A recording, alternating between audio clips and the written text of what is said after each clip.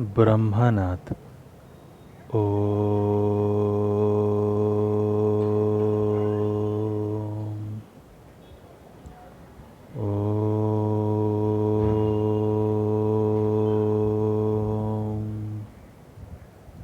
शांति शांति शांति स्वस्थ।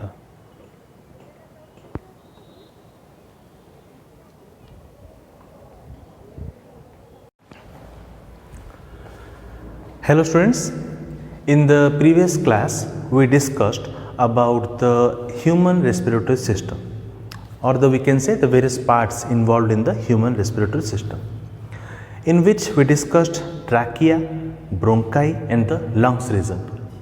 We discussed that the trachea is also known as the windpipe. It is a thin tube-like structure which is supported by C-shaped ring-like structure made up of hyaline cartilage. Its main function is to prevent the trachea from collapsing. Further, we discussed that in the case of the trachea, it is subdivided into primary bronchi region, or the primary bronchi are the 5th and 6th number of ribs. Then in the bronchi region we discussed that the left primary bronchi is quite longer and it is of 5 cm in length, and whereas the right primary bronchi is quite shorter, which is of length around 2.5 cm. Next we discussed the point where these primary bronchi enters into the lungs, that is called your hilus region. Okay. Further, we discussed that the primary bronchus is divided into secondary bronchus, then further it is being divided into tertiary bronchus. It is being divided into fine branches called the terminal bronchioles, then into the respiratory bronchioles, then it opens into the alveolar duct. Okay, then the alveolar duct expands to form the atrium, and each atrium consists of 2 to 5 alveolar sacs having large number of alveoli. Next we discussed about the lungs. It is present in a pair form, means two lungs are present. The space between the two lungs is known as your mediastinum, where the heart is being located. The left lung is quite narrower and elongated or longer as compared to the, we can say, the right lungs, due to the presence of the cardiac notch where the heart is being located. The lungs, color of the lungs is, we can say, rosy pink color during the birth, and it changes into dark slated grey color at the time of the adult. It is soft, spongy in nature. Next, in the left lungs, two lobes are present, superior lobe and the inferior lobe. Whereas in the right lungs, three lobes are present, superior, middle and the inferior lobe. Next we discussed that the lungs is enclosed by a double walled layer, pleural sac. Okay, pleural sac. Next, the pleural sac consists of the double layer, that is called the parietal layer, and the visceral layer. The space between the parietal layer and the visceral layer is known as the pleural cavity. Okay. Next, the fluid that is present inside the pleural cavity is known as pleural fluid, which helps for the lubrication during the respiration. So next we discuss the blood circulation in the lungs, how from the deoxygenated blood comes from the heart into the lungs. Okay, by the help of the pulmonary artery, and after the purification, the oxygenated blood goes into the heart by the pulmonary vein. Also we discuss so many associated structure such as your abdominal muscle, then the intercostal muscle, thoracic cavity, and also thoracic cavity also we discussed, remember. Okay, and also the diaphragm. So this much we discussed in our previous class in detail. Today students, we will start our new topic related to the respiration, that is your mechanism of breathing, which is one of your important 7-mark long question. Okay, it is one of your important 7-mark long question. Okay, remember, first long question that is we will read, or we are going to about to read, that is your mechanism of breathing.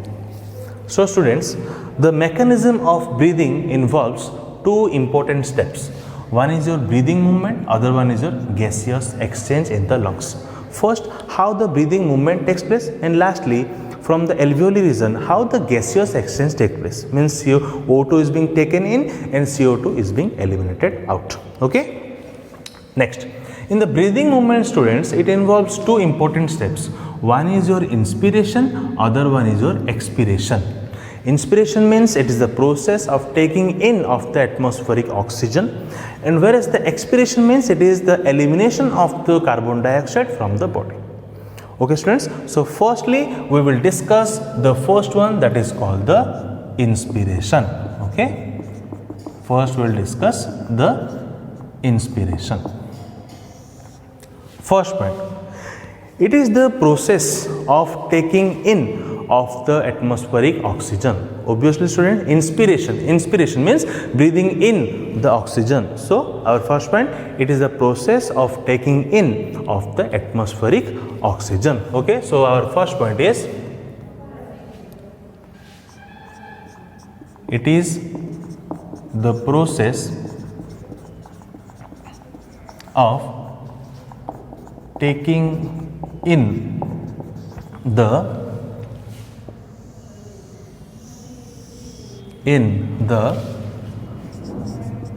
atmospheric oxygen. Okay, first point, it's simple, it is the process of taking in of the atmospheric oxygen. Second important point students, in the case of the inspiration, it is an active process, means we require some sort of energy to do the act. During the inspiration we require some sort of energy, that is called your inspiration, or that is called your active process. That is why it is known as it is known as your active process. Active process and passive process means what? Active means something in which we require some sort of energy. Passive means we does not require any sort of energy. You only tell during the inspiration we are inspiring. Suppose you can do the experiment. See, I am doing the inspiration. So obviously I want to have some energy while doing that, but while expiration, or we can say while eliminating the CO2, does I require any sort of the energy? No, that is only active and the passive. Okay, I am taking in, or we can say I can say I am breathing in. That in that case I am requiring some sort of energy to do that. So that is why it is known as your active process. But when I am releasing or the eliminating some air, or we can say the carbon dioxide, at that time I does not need, or I do not need any sort of energy. That is known as your passive process. So we can write that in the case of the inspiration, it is an active process. It is an active process. It is an active process. Okay. Next point students, in the case of the inspiration, we have discussed in the associated structure that the intercostal muscle are of two types, external intercostal muscle and the internal intercostal muscle. The external intercostal muscle are the inspiratory muscles, means what? During the inspiration the external intercostal muscles gets contracted. So our third point is, in the case of the inspiration, the external intercostal muscle gets contracted. First I will write, then I will make you understand. Contracted, making or having the ribs movement upward and outward. Okay, so we can write contracted, making the ribs movement upward and outward. Okay students, see, now we will come to the diagram. See, okay, see students, this one is your, we can say, the vertebral column or the vertebra. Okay, this dark line is your, we can say, the diaphragm. This one is your, we can say, the sternum region. Okay, this sternum region. Okay, next, these are the various ribs. And this one, this green one is known as your external intercostal muscle, and the red one is your internal intercostal muscle. Okay, so what the thing is happening, you see. We have drawn one solid line, one dotted line. Dotted line is being related into the inspiration region or inspiration process, whereas the solid line that I am denoted by the B, it is the expiration. Okay, don't be confused. See, I have done here dotted line. You can see the dotted line. Dotted means I have given it A. A means we are talking about the inspiration process. These are the solid line. You green color, this black color, this ribs. These are the solid. Means those are I have given the see the solid. This one I have given B. B means expiration. First we'll discuss about the inspiration. See, first I'll tell you the how the process is going on. Then I'll make you understand. You will only light on your own. Okay. See, first during the inspiration, what happens? First, the external intercostal muscles gets contracted. After that, what happens? The diaphragm. Diaphragm means, as I said, the dome-shaped muscular partitions. The dome-shaped muscular partitions, it is connected to the ribs by the means of the radiating muscles. What happens? When the external intercostal muscle gets contracted, the diaphragm gets flattened. If the diaphragm gets flattened, we can see that the overall space is being increased, by which our ribs movement takes place upward and outward. You only do. See, I am doing the inspiration. What happens? My ribs are moving upward and outward. Okay. Similarly, see, this one is your diaphragm, this one is your sternum. Okay, students, and this one is your, we can say, ribs. Okay. See, when the radiating muscles which are connected to the ribs, it external first the what will happen first, the external intercostal muscle will get contract, by which what happens, the diaphragm will become flattened, by which you can see, students, this one is your solid, okay, the curved. Before, the thoracic cavity is up to only this much. Whenever it becomes flattened, you can see here the additional structure, means the sternum comes down. Okay, don't confuse. See, the sternum comes down, that is why I have done the dotted like structure. Before, the ribs was here, but as the ribs will move upward and outward, that is why now the new position of the ribs is this dotted like structure. Clear? By which the overall thoracic cavity means the volume of the thoracic cavity increases, by which the air pressure becomes lower inside the, we can say, the lungs. Okay, as the thoracic cavity, as the air pressure decreases, as the, due to, always remember, volume is inversely proportional to the pressure. If volume will increase, pressure will decrease. As the volume is increased, what will happen? The pressure is decreased. As the pressure is decreased, always remember, the pressure, if the internal pressure is decreased, then obviously our pressure is decreased, and in the environment the pressure is more, and obviously the flow of air will be from more air pressure to less air pressure. That is why the air enters into the respiratory tract. Okay, students, clear your concept? Okay, so next we will write after the external, the ribs movement takes upward and the outward direction. Okay, the external intercostal muscle gets contracted, making the ribs movement upward and the outward. Okay, ribs movement in upward and outward direction. Okay.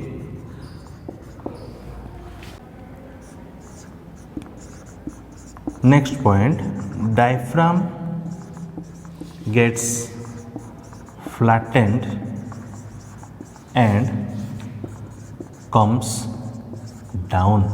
Okay, you can see the diaphragm, first it was dome shaped, then what happens, it becomes flattens and comes down, by which the overall the thoracic cavity or the volume of the thoracic cavity increases. Okay, the next one, the sternum. See, here the sternum region is there during the at the normal position, while after the inspiration it happens this dotted like structure. Obviously the sternum comes down. Okay, so we can write the next point.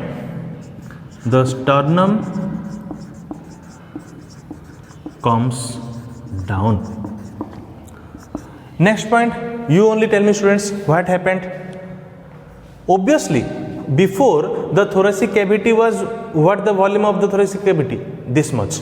But after it becomes flattened, the thoracic cavity overall increased. So we can write students, the volume of the thoracic cavity increases and also the volume of the pleural cavity also gets increased, by which the lungs expands. Okay, so we can write our next point. The volume of thoracic cavity increases. Okay, next point, the volume of the pleural cavity increases, by which the lungs expands, by which the lungs expands. Okay students, clear? Next point, as I have said you, if the volume will increase, then what will happen? The pressure or the air pressure is going to decrease. Always remember that the air flow will always from the high pressure of area to the lower pressure of area. As the air pressure is being decreased, obviously the air from the external environment will now enter into the respiratory tract. Clear students? So we can write our next point. Air pressure decreases. Air pressure decreases inside, by which the air here I am writing, by which the air enters into the respiratory tract, causing inspiration. Okay students, clear your data, your concept? Okay, see, I am telling you once again. Inspiration means it is the process of taking in of the atmospheric oxygen. It is an active process as we require some amount of energy. In this, the external intercostal muscle gets contracted, making the ribs movement in upward and outward direction. You only do the thing and you can realize. If you are inspired, what happens? The ribs movement goes upward and in the outward direction. Okay, next point. The diaphragm, which was before in the dome shape, it becomes flattened and it comes a little bit down. Next, the sternum also goes down. Okay, next, obviously as the sternum goes down, okay, and it becomes flattened, the overall volume of the thoracic cavity increases, and obviously the volume of the, we can say, the pleural cavity is also gets increased, by which what happens, as the volume is inversely proportional to the pressure, as the volume increases, the pressure will be decreased. As in the inside the pressure is low or the air pressure is low, what happened as compared to the outer environment? What happened? From the environment or from the outside, air enters into the respiratory tract, causing inspiration. Okay, clear of the diagram? Okay, the solid one is the case of the, we can say, the expiration, but A, that is the dotted line structure, that represents the inspiration. Always remember, in your long question the diagram is must. Okay, in some might be there should be no diagram, but in the major the diagram is compulsory present. Okay, and you should write or do all the diagram with proper labeling. So the diagram is very, very important. Okay, and no need to by heart anything. You just, long question means what? It is a process. Anything long question, if it will come, then it will be related to some concept or some process. If you will remember the process, you need not to be by heart the things. You just have the concept in you have the clear concept by which you can write accordingly. No need to by heart all the facts. You just remember the concept, you can write it accordingly. Okay, long question you cannot by heart. Okay, so we have discussed now the inspiration, which is the main step which comes under the breathing movement. Okay, students, please note down.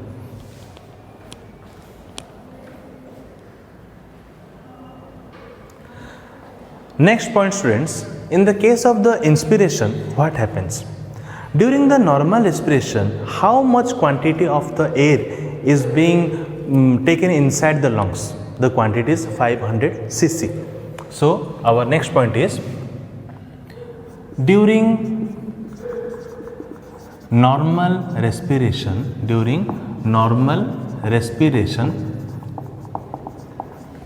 500 cc of air is taken inside the lungs.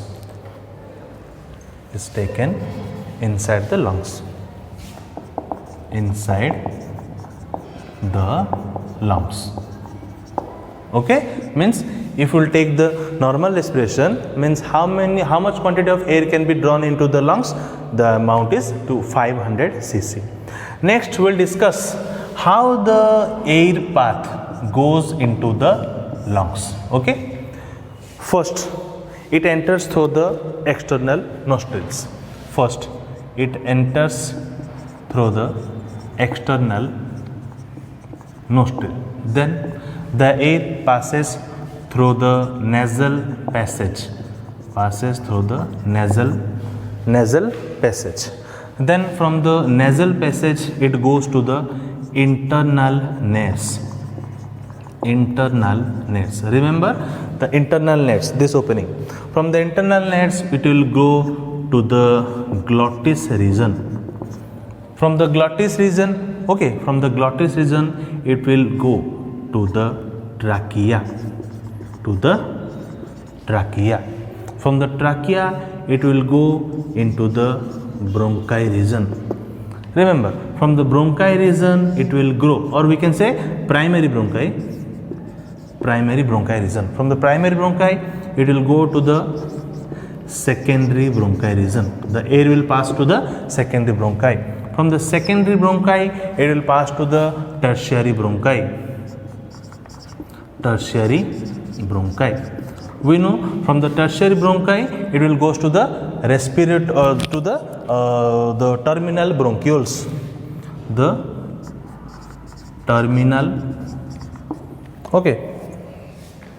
Primary bronchi, or we can say primary bronchus will be better. Primary bronchus, secondary bronchus, tertiary bronchus.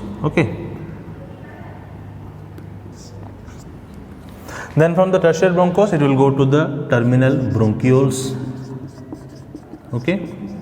From the terminal bronchiole it will go to the respiratory bronchioles. Respiratory bronchioles. From the respiratory bronchioles it will pass on to, or it will open to the alveolar duct. The air will pass to the alveolar duct. From the alveolar duct it will goes to the space that is called the atrium. Then finally the air will pass to the alveolar sacs,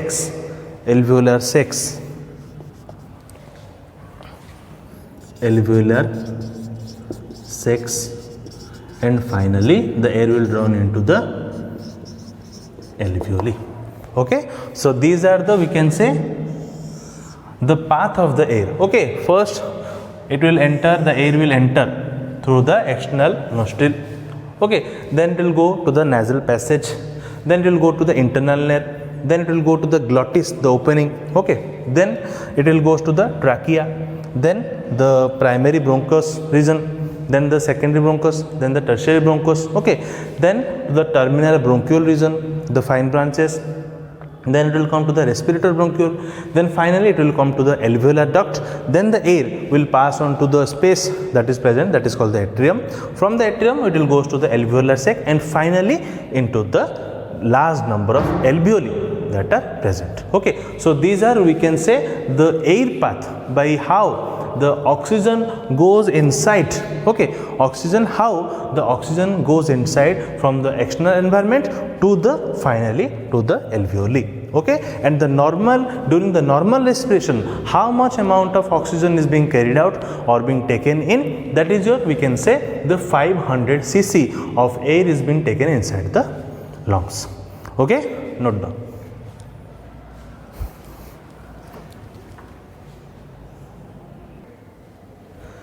Next, students, we will discuss the second important steps that comes under the breathing movement, that is your expiration.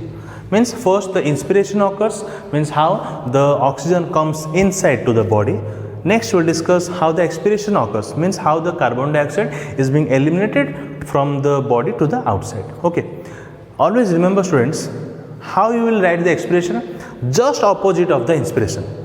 See, in the inspiration we discussed the external intercostal muscle. Here we will discuss the internal intercostal muscle.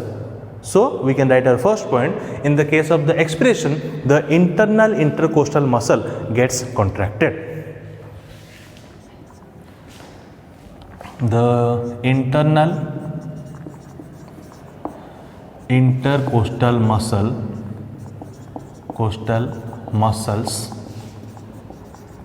gets contracted following the relaxation of the external intercostal muscle. Following the relaxation of the external intercostal muscle. Okay, clear? What we have discussed in the inspiration, the external intercostal muscle will contract. So how the expiration will occur? The internal intercostal muscle will get contracted, but following the relaxation of the external intercostal muscle.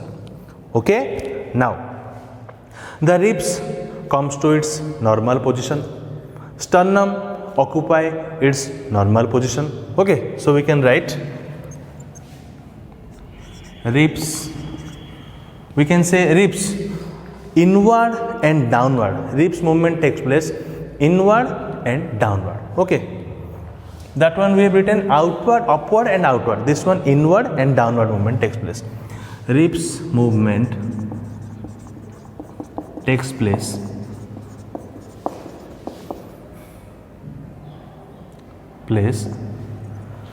inward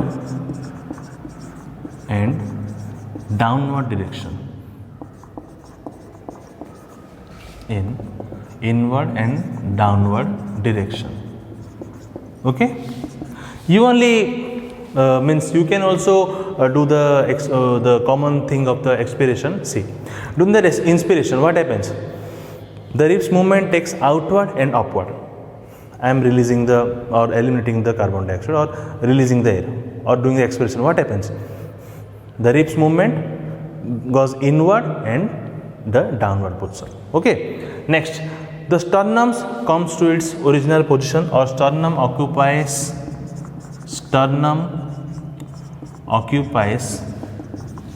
its normal position. Okay. What happens here? The volume of the thoracic cavity is what happens? Decreased, and also the lungs volume eventually gets decreased. What we will write? The volume of thoracic cavity decreases, and also the lungs volume gets decreased. Okay, so what will happen now? See, as we have done, see, the ribs were there. Okay, the ribs movement takes place what? Out and upward. When we will do the expiration, what happens when the internal intercostal muscle will get the contract? Means this one. When the internal intercostal muscle will get contract following the relaxation of the external intercostal muscle, what it will happen? The contraction of the internal intercostal muscle will help to the ribs movement downward and inward, or we can say it comes to its normal position. Sternum, which was in before in the downward direction, it will also goes to its normal position, by which what happens? The volume of the thoracic cavity decreases and also the lungs volume decreases. Okay, by which what I have told, if the volume will get decreased, then obviously air pressure will increase.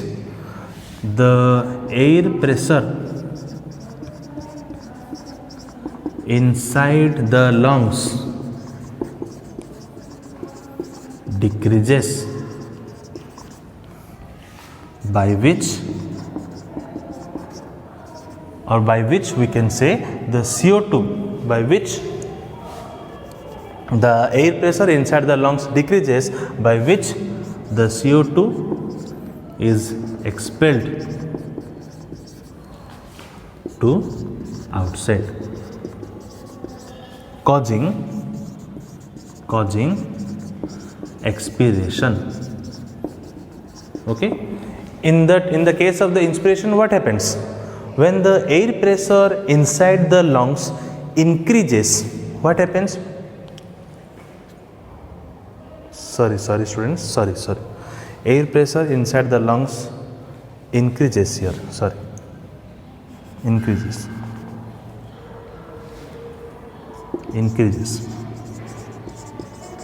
Okay, the air pressure inside the lungs increases. What we have discussed, see, I am telling you once more time, see.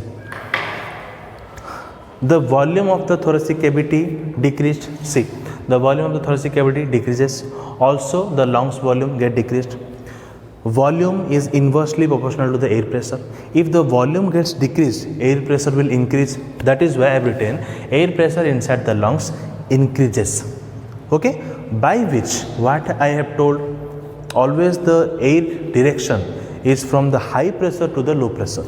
So if inside the lungs it is of the high air pressure is present, obviously the direction of the flow of the air will be from where to where? It will be from inside the body to outside. That is why by this expiration process the CO2 will be eliminated or expelled out of the body, causing expiration. In the inspiration, what it was happening?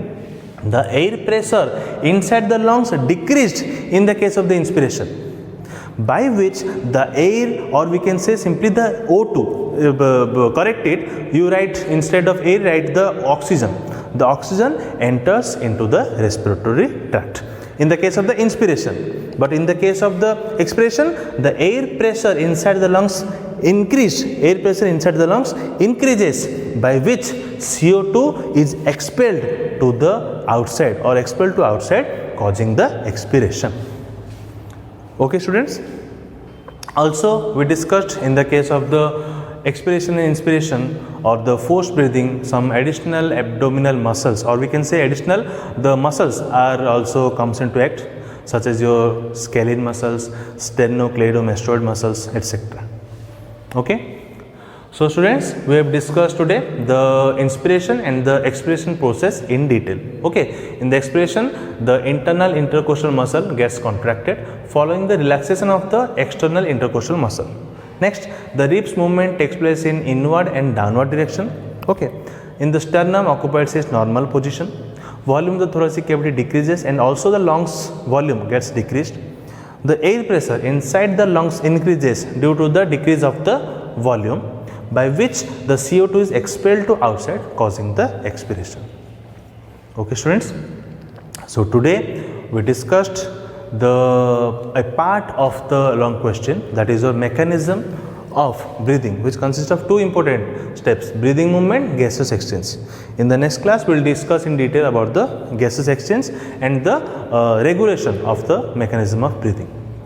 So today we discussed in the inspiration the external intercostal muscle gets contracted, by which the ribs movements gets upward and in outward direction. Sternum comes down, diaphragm gets flattened and comes down, causing the increase of the thoracic volume of the thoracic cavity and also increase in the volume of the pleural cavity, by which the air pressure decreases and the oxygen enters into the respiratory tract. Whereas in the case of the expiration, the internal intercostal muscle gets contracted after the relaxation of the external intercostal muscle. Okay. Next, the ribs comes downward and inward direction, and also, or we can say, to its normal position. Sternum also occupies its normal position, by which what happens, the volume of the thoracic cavity and the lungs gets decreased.